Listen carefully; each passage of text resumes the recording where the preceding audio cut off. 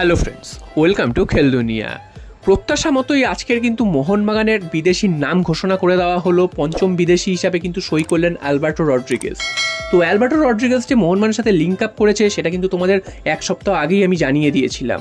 তো আজকের কিন্তু সেই খবরের সত্যতা বা শিলমোহর পড়লো সেই নিউজটার।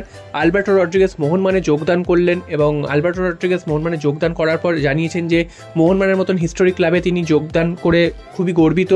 খুব তাড়াতাড়ি মেরিনাসদের সাথে দেখা হবে এবং জয় মোহনবাগান বলেছেন। তো অ্যালবার্টো রড্রিগেজ এই প্লেয়ারটি কিন্তু মূলত ডিফেন্সের প্লেয়ার। তোমরা জানো যে দুজন ডিফেন্সের প্লেয়ার কিন্তু মোহনবাগান ছেড়ে দিয়েছে, তার বদলে কিন্তু এই অ্যালবার্টো রড্রিগেজ এবং গতদিন কিন্তু আরেকজন বিদেশিকে মোহনবাগান সই করিয়েছে।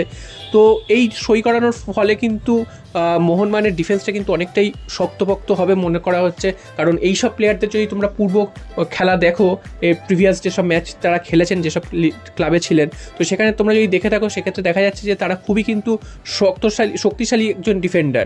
তো মোহনবাগানের ডিফেন্সে কিন্তু এরকমই একজন প্লেয়ারের প্রয়োজন যিনি কিনা একা নেতৃত্ব দিতে পারবেন এবং মোহনবাগান দলটাকে টেনে নিয়ে যেতে পারবেন। কারণ গত বছর আমরা দেখেছিলাম যে মোহনবাগান ডিফেন্স নিয়ে প্রচণ্ড সমস্যা। সেখানে হেক্টর ইউসতে ভালো খেললো, তার মধ্যে কনসিস্টেন্সির অভাব ছিল। এছাড়াও কিন্তু ব্র্যান্ডন হ্যামিল তিনি চোটের জন্য ম্যাক্সিমাম টাইম বাইরে থাকতেন। তো সেদিক থেকে দেখতে গেলে এই দুজন প্লেয়ার যদি ঠিকঠাকভাবে মানিয়ে নিতে পারে এবং তারা যদি ফিট থাকে সেক্ষেত্রে কিন্তু মোহনবাগান ডিফেন্সটা কিন্তু অনেকটাই স্ট্রং হবে। যদিও এই প্লেয়ারদেরও বয়স কিন্তু মোটামুটি 33 বছরের কাছাকাছি, তো সেটাও কিন্তু একটা বয়সটাও একটা ফ্যাক্টর। তবে তারা যেসব লিগে খেলে এসছেন বা যেরকম লিগে খেলছিলেন সেই তুলনায় ভারতের লিগে যদি এই বয়সেও খেলে অসুবিধা হওয়ার কথা নয়। তো দেখা যাক শেষ পর্যন্ত অ্যালবার্টো রড্রিগেজ মোহনবাগানে সফল হতে পারেন কি না। এরপর চলে আসি আরও একটা খবরে, যেটা হচ্ছে গতকাল এই নিউজটা উঠে এসেছিল একজন প্লেয়ারের সাথে মোহনবাগানের লিঙ্ক আপ হয়েছে, অর্থাৎ ষষ্ঠ বিদেশি হিসাবে তাকে টার্গেট করা হচ্ছে, সেরকমটা কিন্তু নিউজ উঠে এসেছে। তিনিও একজন স্প্যানিশ প্লেয়ার, তার নাম হচ্ছে ডেভিড ডেল পোজো। তো ডেভিড ডেল পোজো কিন্তু একজন অল্প বয়সী একজন খেলোয়াড়, 27 বছর মাত্র বয়স।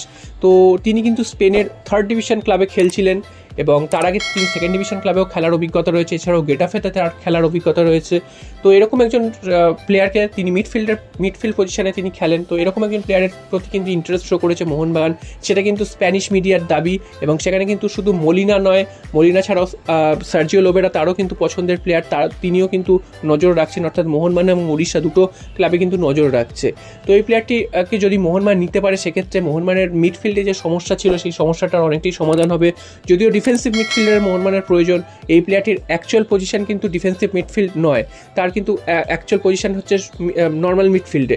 তো সেই কতটা তিনি যে ওই ডিফেন্সিভ রোলটা প্লে করতে পারবেন সেটাই কিন্তু দেখার। তো যদিও এখনও মোহনবাগানের সাথে জাস্ট লিঙ্ক আপ হয়েছে এবং অনেক দূর কথাবার্তাও এগিয়েছে যা শোনা যাচ্ছে, এখনও ফাইনালাইজ কিছু হয়নি বা কনফার্ম 100% কনফার্ম সেটাও হয়ে যায়নি।